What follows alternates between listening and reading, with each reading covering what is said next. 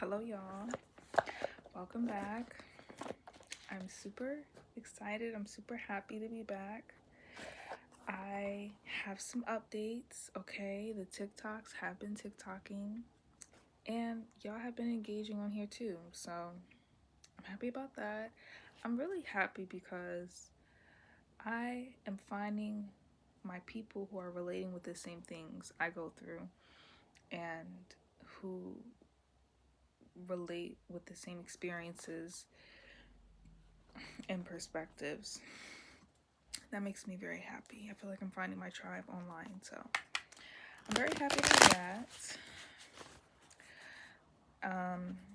As usual, we're just doing another general conversation. I feel like we should just call it conversations at this point because do I feel like anything prosthetic,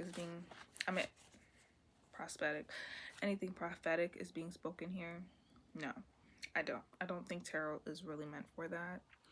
I feel like what I'm doing here is a conversation, and I really just use these cards as talking points because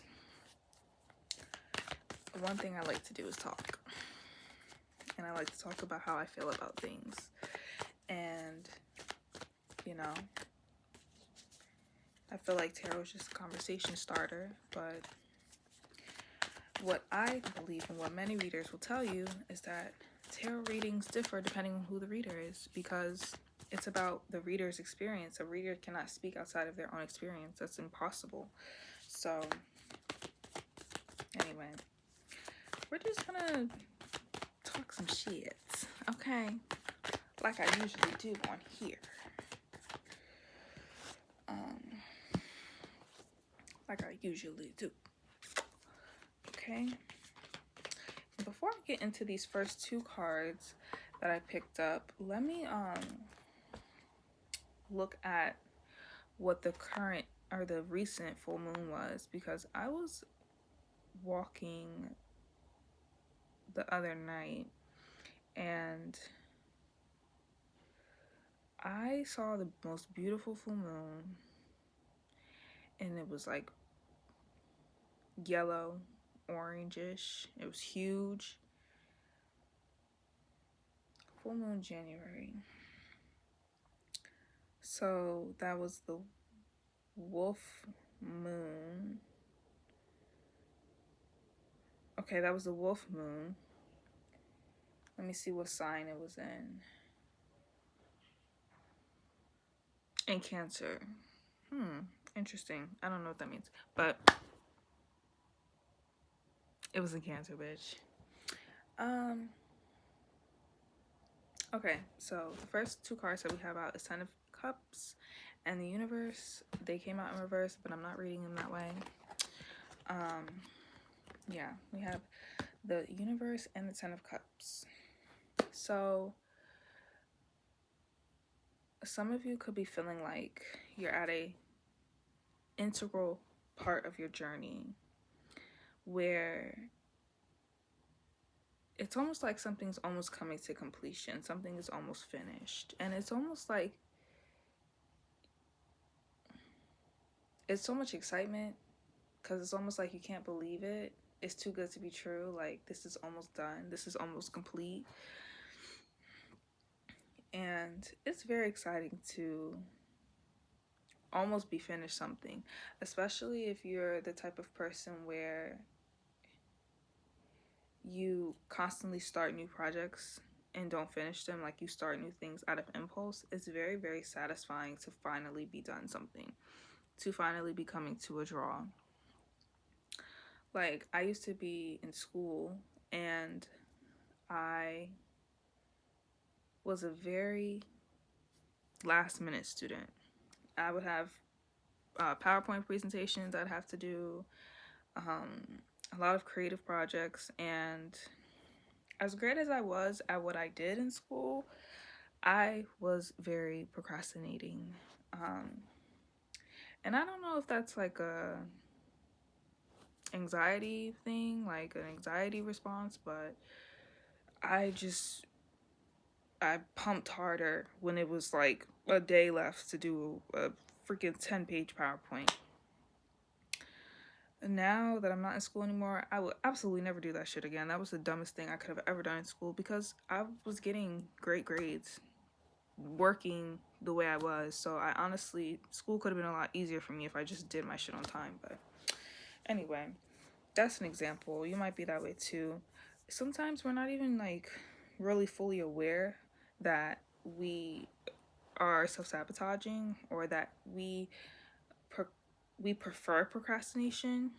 Is that I just like I feel like it's an emotional thing because I'm telling you, like, every time I would have like a day or 2 days to have an assignment due and I didn't start it until then, I would just get this high of like, looking up the topics and blah, blah, blah, and researching and blah blah blah and getting it done last minute.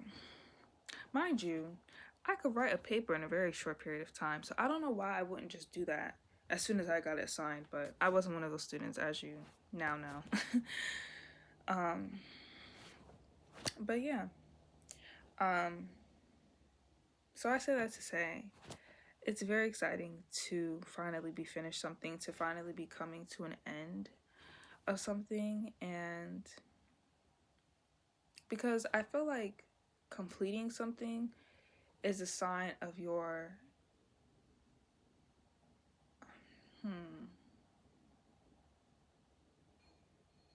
persistence. Completing something is a sign of your persistence, and I think it's also a sign of strength too, because you have to have enough patience with your process and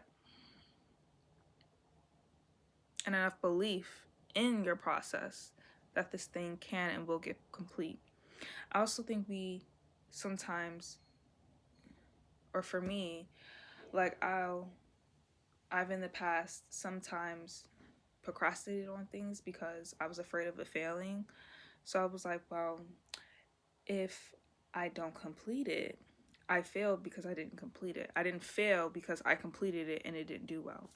Like, for example, the first 2 videos I have on this channel are informational videos, which you guys are going to constantly be told and constantly know that that's what my end goal is with this, not tarot. But anyway, I had 2 informational videos, and I could have very well, I actually did procrastinate on them a lot, especially my second video about onyx. My first video I dropped on a Thursday, and I didn't drop the second video until like 3 weeks after, literally because I was just pushing it back. And honestly, the way I operate, I don't really operate on a schedule. I just operate when I feel like doing things, and I'm not really big on like having a you know a tight schedule because, or a tight operation, I guess, because it just feels robotic, and it's just the quality is not going to be as good with me if I'm operating that way. So I just operate based on the way I feel.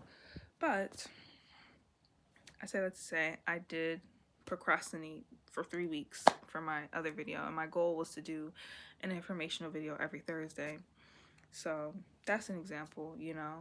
I did eventually finish the video, and I think I was, probably in the back of my head, like, okay, I'm gonna do this 30-minute video, and who's gonna watch it, So it's definitely humbleness you have to have when you are starting off on something, and you're trying to, it's like a grassroots project, or you're kind of like one of a kind when you're doing something. It takes a lot of humbleness or humility to continue on with it, even when you're not getting the amount of support you want in the beginning. But like I said, it shows strength, it shows persistence, because you have to have enough patience to see it through. Even if people don't get it right now, you have to have enough confidence in what you're starting that eventually people will resonate with it. People will eventually get it and understand what you were doing all along. I mean, look at how many great people we've had who started off, and They were unknown. They were the outcasts. Nobody really cared about what they had to say in the beginning, or, you know, and they had to evolve into the mastermind that they became, you know. I don't know much about Nikola Tesla's story, but I'm pretty sure he started off, from the stories I've heard, like he started off as like pretty much a maniac. Like he was crazy with numbers and science and all of that, but you know, it took him his journey to become as popular or as established as he was. And even, I believe, even when he was alive, he wasn't really, appreciated for who he was until after his death, which is sad. And I don't wish that on anyone, because we should definitely receive our love while we're alive. But that's just an example. Like, nobody was always who they were, and Chanel wasn't who she was before, the fame. She wasn't popular from birth. Marilyn Monroe was not Marilyn Monroe. She wasn't even born as Marilyn Monroe. Beyonce wasn't Beyonce. She all these people had to grow and emerge, and they had to believe enough to see their vision through.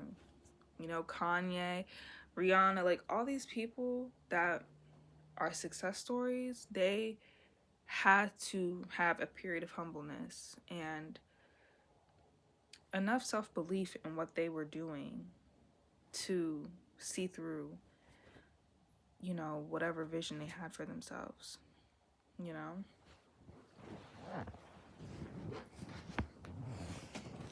So, yeah.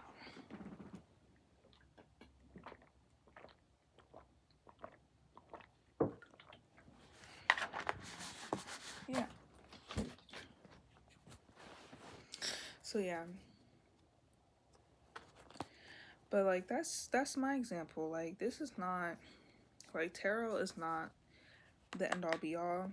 I just find that a lot of you guys, like what I have to say about, my opinions on certain things, especially, like, human nature and self-respect and confidence really are big topics. And I think I naturally get support from that, but this is just a means to an end. This is not really like, I'm not going to be doing this forever, essentially. So enjoy it while it lasts, because when I get big enough, I got other things on my mind besides these. But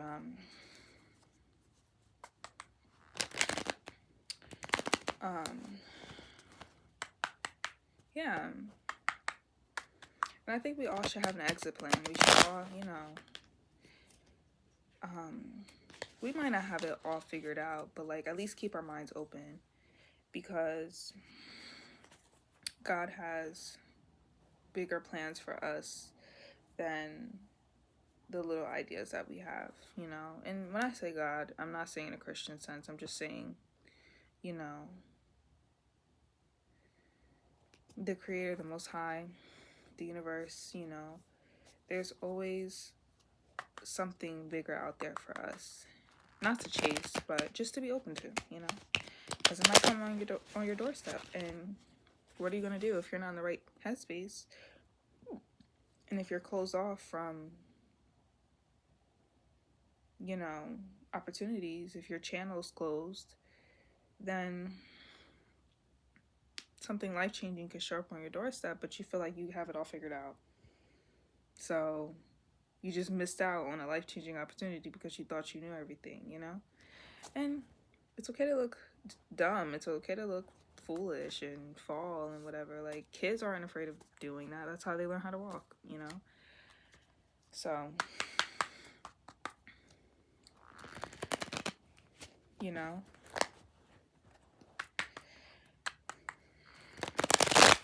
don't be afraid to be humiliated. Well, actually, I think the key is to not have any humility, not be humiliated at all, because it's natural. The only people who can be humiliated are people who feel like they know it all. And once you feel like you know it all, you've already failed. You've already lost. Like, the game is already against you. Because you feel like you know it all. Like, what else could you receive if you know it all? Nothing, exactly. Alright, I have shuffled these cards 11 times.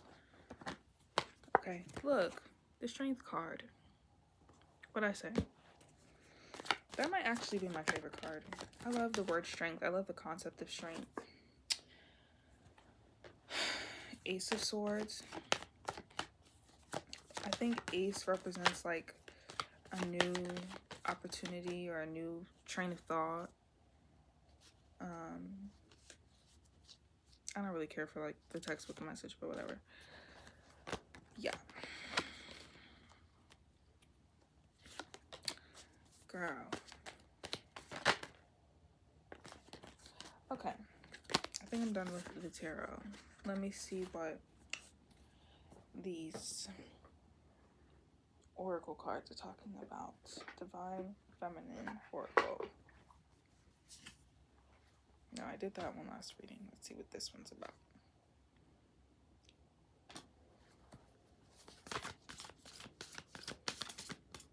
There's actually a card that I get frequently,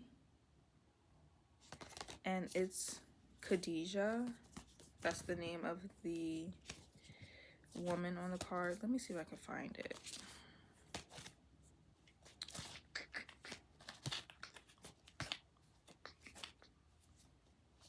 Bear with me, y'all. It's gonna take me a little while. I might even have bookmarked it somewhere in like one of my books. Lady of Guadalupe, close enough, but not her. You know, I've been using these cards for everything, so she could very well be in a book somewhere. I don't know where my cards are. But there's this, yes, found her. Okay. Khadijah, the mother of believers. I am spiritually and financially abundant. I provide heaven and earth for myself. And girl, heavy on providing heaven and earth for myself, because I feel like providing earth, of course, is the financial part, is the money, the businesses, the mink coats, you know what I'm saying?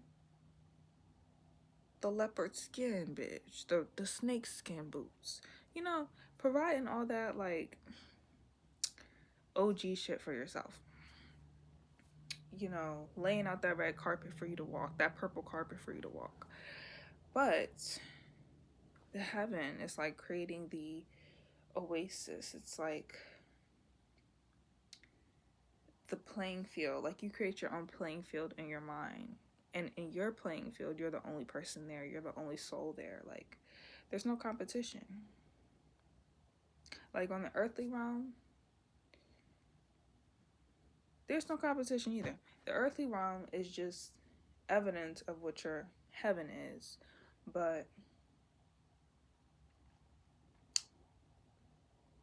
you know, yeah, you create that loving, like, we create that own level playing field in our own brains. That's the beauty of having our own mind and thinking independently and being and existing independently in our souls, is that it's like, if any of you have ever experienced astral projection, you know exactly what feeling I'm talking about. It's like being in your own world and like no one else is there, and it's just zen and it's indescribable, and it's like you create, it's just like, it's your world, it's your rules, right? And that world we carry with us everywhere. But this earth is just where we can play out our ideas and our fantasies and our goals and desires. But up here is where it all starts. So that's what I feel like I provide heaven and earth for myself really means. And I am spiritually and financially abundant. So, you know, yeah, you know, I got the mink coats and the leopard skins, the snake skins, you know. you know, the gold, you know, the platinum. I have all of that. But I also am whole in myself. I'm whole. And that's invaluable. There's no price that can be put on that. Is that what invaluable means? I just don't feel like I'd be using that word properly. Define invaluable.